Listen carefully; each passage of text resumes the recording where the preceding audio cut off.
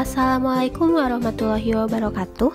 Hey, tepangkeun wasta abdi Reza Oktelaviana di kelas 11 IPA 2. Di dieu abdi bade ngadugikeun lengkah-lengkah hirup sehat di bumi pikeun yang harupan pandemi COVID-19.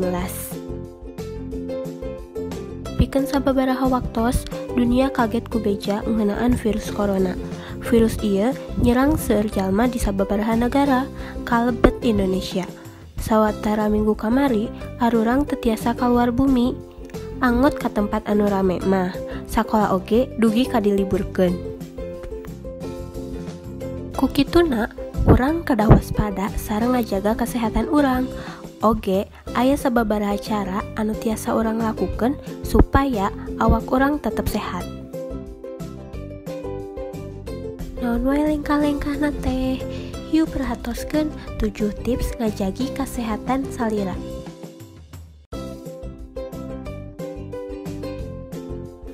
Anu kahiji, kedah rajin ngumbah pandangan, khususna sate acan sareng 100 tuang, ulah hilap nggunakeun sabun sareng cai anu bersih. Sahenteuna ngumbah pandangan anjeun teh salami 20 detik sareng kumbah pandangan anu leres.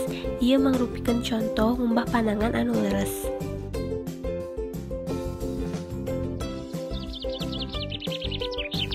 Anu kadua, ngamimitian olahraga rutin. Sanaos ayeuna masih keneh diisolasi, tapi nyatana masih seueur olahraga nu tiasa dilakukeun di bumi, sapertos sit up, push up, sareng jogging di sakitaran bumi. Nu katilu, rajin moe awak pas isuk-isuk.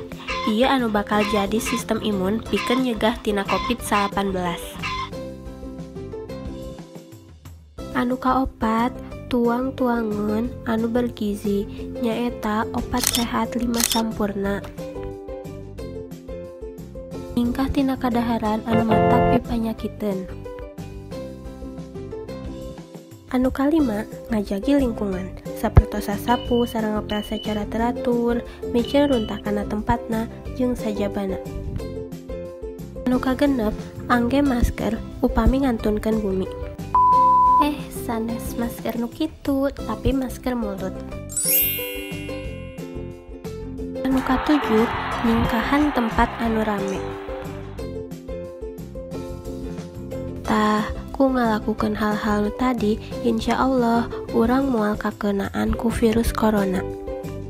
Tetep jagi kesehatannya. Hatur nuhun. Wassalamualaikum warahmatullahi wabarakatuh.